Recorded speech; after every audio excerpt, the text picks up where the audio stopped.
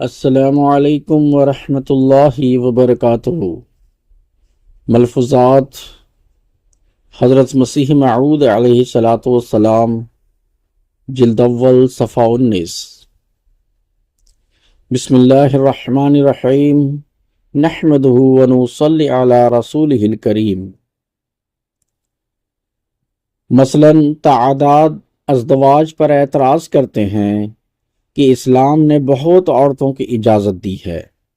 ہم کہتے ہیں کہ کیا کوئی ایسا دلیر اور مرد میدان معترض ہے جو ہم کو یہ دکھلا سکے کہ قرآن کہتا ہے ضرور اور ضرور ایک سے زیادہ عورتیں کرو؟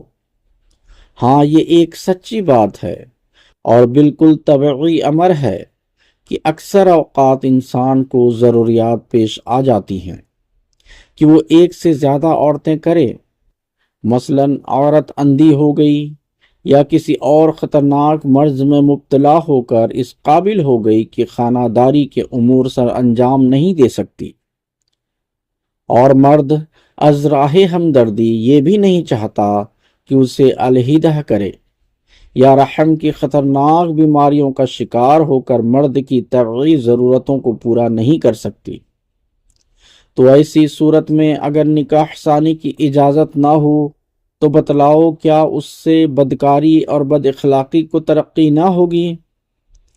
پھر اگر کوئی مذہب و شریعت اکثر ازدواج کو روکتی ہے تو یقیناً وہ بدکاری اور بد اخلاقی کے مؤید ہے، لیکن اسلام جو دنیا سے بد اخلاقی اور بدکاری کو دور کرنا چاہتا ہے، اجازت دیتا ہے کہ ایسی ضرورتوں کے لحاظ سے ایک سے زیادہ بیویاں کرے۔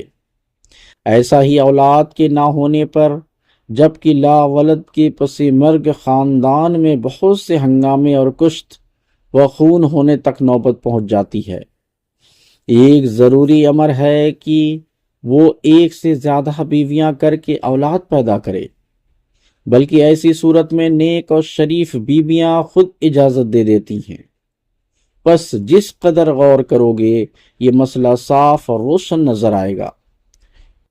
عیسائی کو تو حق ہی نہیں پہنچتا کہ اس مسئلہ پر نکتہ چینی کرے، کیونکہ ان کے مسلمہ نبی اور ملہم بلکہ حضرت مسیح موعود علیہ السلام کے بزرگوں نے 700 اور 300 بیویاں کی، اور اگر وہ کہیں کہ وہ فاسق فاجر تھے تو پھر ان کو اس بات کا جواب دینا مشکل ہوگا کہ ان کے الہام خدا کے الہام کیوں کر ہو سکتے ہیں۔ عیسائیوں میں بعض فرقے ایسے بھی ہیں جو نبیوں کی شان میں ایسی گستاخیاں جائز نہیں رکھتے۔ علاوہ ازیں انجیل میں صراحت سے اس مسئلہ کو بیان ہی نہیں کیا گیا۔ لندن کی عورتوں کا زور ایک باعث ہو گیا کہ دوسری عورت نہ کریں، پھر اس کے نتائج خود دیکھ لو کہ لندن اور پیرس میں عفت اور تقوی کی کیسی قدر ہے۔ ایسا ہی دوسرے مسائل غلامی اور جہاد پر بھی ان کے اعتراض درست نہیں، کیونکہ توریت میں ایک لمبا سلسلہ ایسی جنگوں کا چلتا ہے، حالانکہ اسلام کی لڑائیاں دفاعی تھیں اور وہ صرف 10 سال کے اندر ختم ہو گئیں۔ میں دعوے سے کہتا ہوں کہ یہ مسائل ان کی کتابوں میں نہیں میں نکال سکتا ہوں، اور ایسے ہی میرا دعویٰ ہے کہ تمام صداقتوں میں قرآن کریم میں موجود ہیں۔ اگر کوئی مدعی ایسی صداقت پیش کرے کہ وہ قرآن میں نہیں، میں اسے نکال کر دکھانے کو تیار ہوں۔ اسلامی شریعت نے وہ مسائل لیے ہیں جو طبعی اور فطرتی طور پر انسان کے لیے مطلوب ہیں، اور جو ہر پہلو سے اس کی قوا کی تربیت کرتے ہیں، ان پر کوئی اعتراض نہیں ہو سکتا۔ ہاں، اسلام کے جو اعتراض غیر مذاہب پر ہیں وہ ان کا جواب نہیں دے سکتے۔ پس میں پھر کہتا ہوں کہ بڑی باتوں کو استخفاف اور استہزاء کی نظر سے نہ دیکھیں۔ استہزاء سے کفر کا اندیشہ ہے، بلکہ اللہ تعالیٰ کی آیات کا ادب اور خوف ہونا چاہیے۔ ہر ایک عارف ان باتوں کے ہزار ہا جواب دے سکتا ہے۔ کیا چہروں میں ایسی علامت نہیں ہوتی جن کو دیکھ کر ہم ہر ایک سعید اور شقی، بدمعاش اور خوش اتوار میں تمیز کر سکتے ہیں اور پہچان لیتے ہیں؟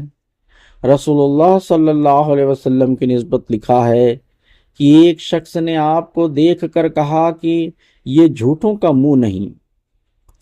اب وہ کون سا انسان تھا، اب وہ کون سا نشان تھا جو جھوٹوں میں ہوتا ہے اور آپ میں نہ تھا؟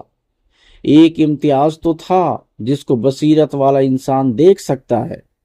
ایسا ابلہ اور احمق کون ہے نیک اور بد کو چہرہ سے دیکھ کر تمیز نہیں کر سکتا؟ مومن کا چہرہ اور ہر عضو اس کو ایک امتیاز بخشتا ہے اور اس کے با خدا ہونے پر دلالت کرتا ہے۔ پھر اگر رسول کریم صلی اللہ علیہ وسلم کی مہر نبوت میں ایک خصوصیت ہو تو بتلاؤ اس سے کیا استبعاد لازم آتا ہے؟ سب کچھ ممکن ہے۔ بالآخر یاد رکھو کہ یہ ایک فرعی بات ہے۔ ہم کو ضرورت نہیں کہ ان باتوں میں پڑیں، اصول پر بحث ہونی چاہیے۔ اصول کے اس بات پر فرع خود ہی ثابت ہو جاتی ہے۔ ایمان لانا ضروری ہے، اس کی کیفیت اور کنہ تک پہنچنے کی کوشش کرنا ضروری نہیں۔ اگر دشمن گفتگو کرے تو ہم اس کو روک سکتے ہیں۔ اللہ تعالیٰ اور اس کی صفات پر، ملائکہ اور اللہ تعالیٰ کی کتابوں اور انبیاء علیہم السلام وغیرہ امور ایمانی پر ایمان لانا ضروری ہے، اور ان سب باتوں کا ماننا اصول ہے، اور باقی امور ان پر متفرع ہیں، اور یہ سب صفائی کے ساتھ ثابت شدہ صداقتیں ہیں۔ تعلیم الاسلام ایسی صاف ہے کہ ہر قوت کو اعتدال اور عین محل پر رکھتی اور تربیت کرتی ہے، اور عظیم الشان معجزہ ہے۔ ہمارے نبی صلی اللہ علیہ وسلم کا دوسری تعلیمیں ایسی نہیں، کسی کا ناک نہیں تو کسی کے کان نہیں، غرض وہ ناقص اور ادھوری ہیں۔ مکمل خلقت تعلیم اسلام ہی کی ہے جو توحید صفات باری تعالی، نبوت اور اخلاق فاضلہ، تکمیل نفس وغیرہ ضروری امور جن کا انسان محتاج ہے، وہ ایسے کامل اور روشن طور پر بیان ہوئے ہیں کہ ان میں زیادہ بحث کی ضرورت نہیں پڑتی۔ باقی امور کہ رسول کریم صلی اللہ علیہ وسلم کیوں کر کھاتے تھے، کتنے بڑے نوالے لیتے تھے، ان جھگڑوں میں پڑنے کی مومن کو کیا ضرورت ہے؟ مدار نجات ان باتوں پر نہیں ہے۔ ایسی باتیں جو اثر کے طور پر لکھی گئی ہیں، اگر وہ نبوت حقہ کے خلاف نہیں بلکہ مشابہ ہیں تو ایمان لائیں، ورنہ تعویل کریں۔ کچھ ضروری نہیں کہ اس پر چنا اور چنی کر کے لمبی اور فضول بحثوں میں پڑیں۔ ختم نبوت کے متعلق میں پھر کہنا چاہتا ہوں کہ خاتم النبیین کے بڑے معنی یہی ہیں کہ نبوت کے امور کو آدم علیہ السلام سے لے کر حضرت صلی اللہ علیہ وسلم پر ختم کیا۔ یہ موئے اور ظاہر معنی ہیں۔ دوسرے یہ معنی ہیں کہ کمالات نبوت کا دائرہ حضرت صلی اللہ علیہ وسلم پر ختم کیا۔ یہ سچ اور بالکل سچ ہے کہ قرآن نے ناقص باتوں کا کمال کیا اور نبوت ختم ہو گئی، اس لیے الیوم اکملت لکم دینکم کا مصداق اسلام ہو گیا۔ غرض یہ نشانات نبوت ہیں، ان کی کیفیت اور کنہ پر بحث کرنے کی کوئی ضرورت نہیں۔ اصول صاف اور روشن ہیں، اور وہ ثابت شدہ صداقتیں کہلاتی ہیں۔ ان باتوں میں مومن کو ضروری نہیں ایمان لانا ضروری ہے۔ اگر کوئی مخالف اعتراض کرے تو ہم اس کو روک سکتے ہیں۔ اگر وہ بندہ نہ ہو تو ہم اس کو کہہ سکتے ہیں کہ پہلے اپنے جزئی مسائل کا ثبوت دے۔ الغرض مہر نبوت حضرت صلی اللہ علیہ وسلم کے نشان نبوت میں سے ایک نشان ہے جس پر ایمان لانا ہر مومن کو ضروری ہے۔ از اخبار الحکم 23 جنوری 1899۔ اللہم صلی علی محمد وعلی آل محمد کما صلیت علی ابراہیم وعلی آل ابراہیم انکا حمید مجید۔ السلام علیکم ورحمۃ اللہ وبرکاتہ۔